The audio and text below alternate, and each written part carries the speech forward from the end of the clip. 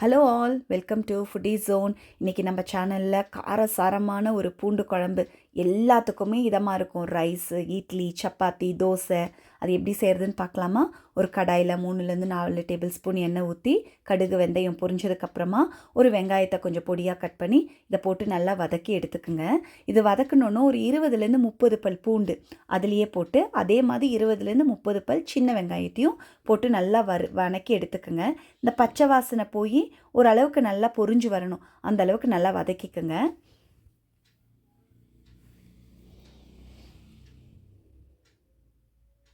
இது நல்லா வதங்கி வந்தோன்னும் ஒரு 1/4 டீஸ்பூன் மஞ்சள் பொடி. நான் காரத்துக்கு எனக்கு காரமாக வேணும், அதனால் 1.5 டீஸ்பூன் மிளகாய் பொடி. நான் வீட்டிலையே அரைச்சி வச்சுருக்க குழம்பு மிளகாய் தூள் இருக்குது. இந்த மிளகாத்தூள் எப்படி வேணும்னு ரெசிபி வேணும்னா எனக்கு டிஎம் பண்ணுங்கள், உங்களுக்கு நான் லிங்க் அனுப்புகிறேன்.